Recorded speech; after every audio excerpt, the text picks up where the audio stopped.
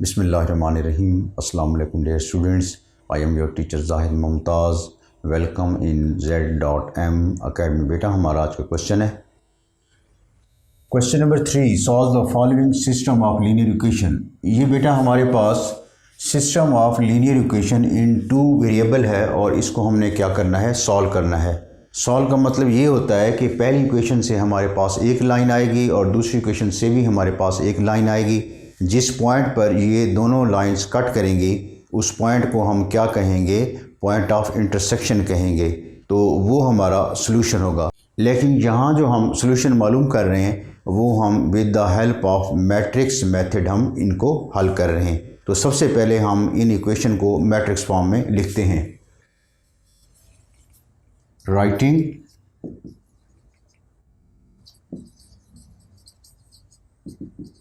equations in matrix form. बेटा ये हमारे पास लेफ्ट हैंड साइड है 2x1 minus 3x2 5x1 plus x2, ये हमारे पास एक मैट्रिक्स है और यहाँ इक्वल है। और ये हमारे पास राइट हैंड साइड जो हमारे पास कांस्टेंट है, ये हमारे पास दूसरा मैट्रिक्स है। अब ये जो मैट्रिक्स है ये मैट्रिक्स दो मैट्रिक्स का प्रोडक्ट है, तो हम दोनों मैट्रिक्स को अलग-अलग लिखते हैं। एक मैट्रिक्स बेटा हमारे पास कोफिशिएंट मैट्रिक्स होगा जो कि इन वेरिएबल के साथ जो कोफिशिएंट्स हैं उनका हमारे पास एक मैट्रिक्स बनेगा जो कि बराबर होगा, ये कोफिशिएंट है 2 और यहाँ है हमारे पास 5, यहाँ है -3 और यहाँ है हमारे पास 1। इस मैट्रिक्स को हम कोफिशिएंट मैट्रिक्स कहते हैं। और एक मैट्रिक्स हमारे पास वेरिएबल मैट्रिक्स होगा जो कि वेरिएबल्स पर मुश्तमिल होगा। देखिए बेटा यहाँ हमारे पास दो वेरिएबल हैं x1 x2 और यहाँ बराबर है और 5 4। अब अगर हम इन दो मैट्रिक्स को मल्टीप्लाई करें तो हमारे पास यही अलजेब्रिक एक्सप्रेशन आएगा। ये देखें first row first column 2x1 minus 3x2 2x1 minus 3x2, यहाँ बनेगा second row first column 5x1 plus x2 5x1 plus x2। तो बेटा ये हमारे पास कोफिशिएंट मैट्रिक्स है, जैसे मैंने आपको बताया ये हमारे पास वेरिएबल मैट्रिक्स है और ये हमारे पास कांस्टेंट मैट्रिक्स है। तो हम सपोजिशन के ज़रिए अब इस मैट्रिक्स इक्वेशन को हल करते हैं।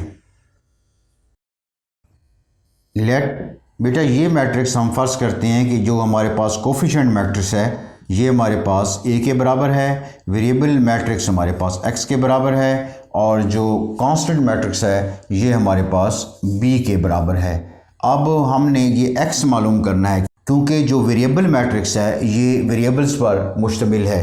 तो अब बेटा ये हम x जो है ये लेफ़्ट हैंड साइड रहने देंगे और ये हमारे पास जो कोफिशिएंट मैट्रिक्स a है इसको हम शिफ्ट करेंगे राइट हैंड साइड, क्योंकि ये मैट्रिक्स है इसको हम यहाँ डिवाइड नहीं कर सकते। तो किस तरह शिफ्ट करेंगे ये आप रफ में देख लें। हमारे पास है x is equal to b है और x को हमने राइट हैंड साइड लेकर जाना है। तो कैसे लेकर जाएंगे, तो बोथ साइड्स हम a इनवर्स से मल्टीप्लाई करेंगे।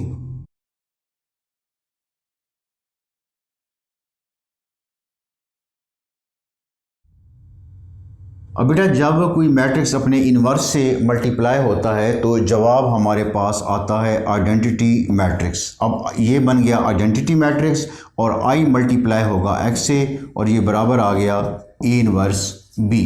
अब जब कोई मैट्रिक्स आइडेंटिटी मैट्रिक्स से मल्टीप्लाई होता है तो उसके ऊपर कोई फ़र्क नहीं पड़ता, वो वैसे ही रहता है। तो यहाँ ये x रहेगा और x बराबर आ जाएगा A इन्वर्स b। यहाँ आपने ये बात जहन में रखनी है कि ए इनवर्स को हमने प्री मल्टीप्लाई किया है, इधर भी हमने पहले मल्टीप्लाई किया है और इधर भी हमने b से लेफ़्ट हैंड साइड पे मल्टीप्लाई किया है, b से पहले मल्टीप्लाई किया है। तो अगर ये a जो है x के बाद होता तो फिर हम इसको पोस्ट मल्टीप्लाई करते। तो ये बात आप जहन में रखनी है। और x किसके बराबर आ गया, ए इनवर्स b। तो अब हम ये रिज़ल्ट यहाँ डायरेक्ट लिखेंगे।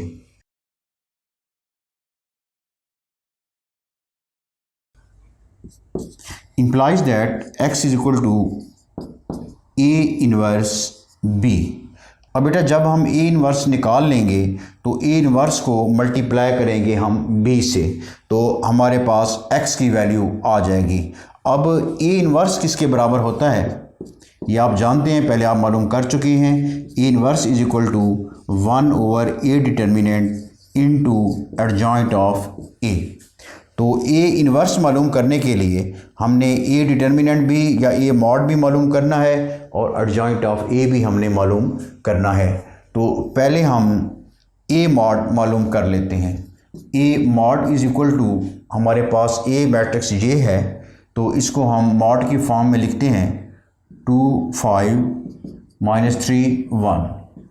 अब बेटा 2/2 का डिटर्मिनेंट हम इस तरह मालूम करते हैं कि प्रिंसिपल डायगोनल एलिमेंट्स को पहले मल्टीप्लाई करते हैं जो हमारे पास है 2 और 1 माइनस, और इसके बाद एंटी डायगोनल या काउंटर डायगोनल या माइनर डायगोनल एलिमेंट्स को हम मल्टीप्लाई करते हैं। माइनस ये आएगा -3 × 5, ये बनेगा 2 माइनस माइनस माइनस प्लस हो गया 5 3 15 और ये बराबर आ गया 17 के। ए मॉड की वैल्यू हमारे पास क्या है 17 है।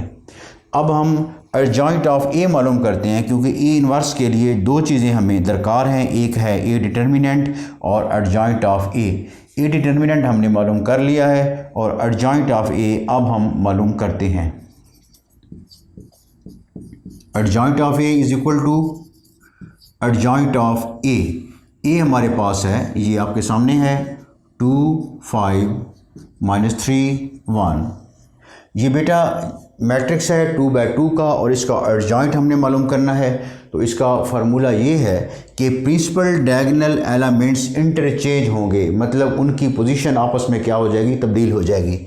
ये बराबर आएगा 2 की जगह 1 आएगा और 1 की जगह 2 आएगा। यहाँ 2 की जगह 1 और 1 की जगह 2।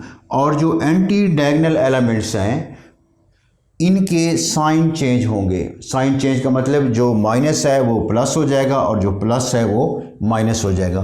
-3 बन जाएगा +3 और +5 बन जाएगा -5। तो ये बेटा बराबर है एडजॉइंट ऑफ ए के। अब हमने ए मॉड भी निकाल लिया, एडजॉइंट ऑफ ए भी निकाल लिया। अब हम आसानी से ए इन्वर्स निकाल सकते हैं। तो ए इन्वर्स बराबर हुआ, ए इन्वर्स का फॉर्मूला क्या है बेटा, 1/a mod adjoint of A. 1/a mod, A mod बराबर है 17 के और एडजॉइंट ऑफ ए हमारे पास ये मैट्रिक्स है, तो 1 -5 3 2। अब बेटा हमारे पास ए इन्वर्स आ गया और हमने मालूम क्या करना था, x is equal to A inverse B.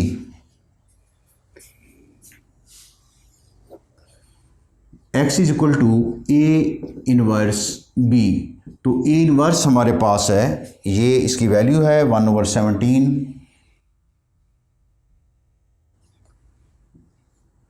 1 -5 3 2 और ए इन्वर्स मल्टीप्लाई हो रहा है बी से, और बी हमारे पास ये मैट्रिक्स है 5 4।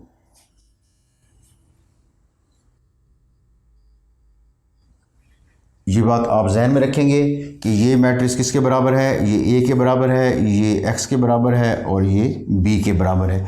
तो बी बराबर है 5 4।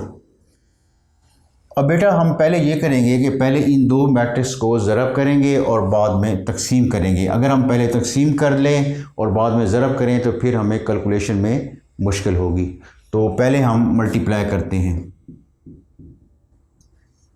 दो मैट्रिक्स किस तरह मल्टीप्लाई होते हैं आप जानते हैं, फर्स्ट रो फर्स्ट कॉलम, और इसमें एक ही कॉलम है, फर्स्ट रो फर्स्ट कॉलम। और ये भी जहन में रखें इसका ऑर्डर क्या है 2/2, इसका ऑर्डर क्या है 2/1। अब देखें ये दो मैट्रिक्स उस वक्त मल्टीप्लाई होते हैं जब ऑर्डर की इंटरनल एंट्रीज बराबर हों, और ये बराबर हैं तो ये आपस में ज़रब हो सकते हैं, और जो इनका जवाब आएगा उसका ऑर्डर एक्सटर्नल एंट्रीज के बराबर होगा, मतलब उसका ऑर्डर होगा 2/1, उसमें 2 रोज़ होंगी और 1 कॉलम होगा।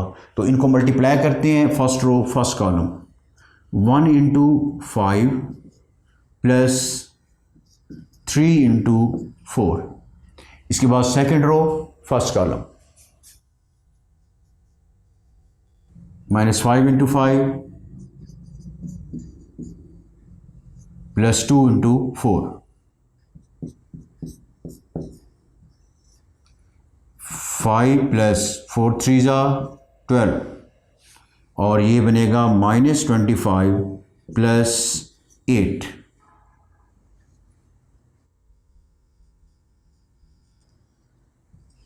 5 और 12 17, और ये बनेगा हमारे पास -17, -25 + 8 प्लस माइनस माइनस, ये बनेगा -17। अब इस मैट्रिक्स पे 17 डिवाइड हो रहा है। जब किसी मैट्रिक्स पे कोई अदद डिवाइड होता है तो वो हर एलिमेंट पे डिवाइड होता है। यहाँ बनेगा 17/17 और यहाँ बनेगा -17/17। 17/17 1, और ये -17/17 -1, और ये बराबर है हमारे पास x के, ये हमारे पास x के बराबर है। और x किसके बराबर है, ये हमने फ़र्ज़ किया हुआ है x1 x2, x1 x2। अब बेटा जब ये दो मैट्रिक्स आपस में बराबर हैं तो इनके करस्पॉन्डिंग एलिमेंट्स भी आपस में क्या होंगे, बराबर होंगे। पहला पहले के बराबर होगा और दूसरा दूसरे के बराबर होगा।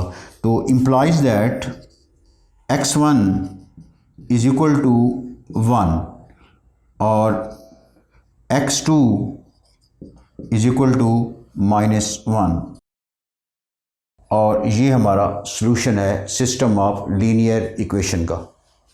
तो बेटा उम्मीद है आपको क्वेश्चन की समझ आ गई होगी। अपनी मेहनत को भरपूर अंदाज से जारी रखें। अल्लाह ताला आपको दायमी कामयाबी और खुशियाँ अता फरमाए। आमीन।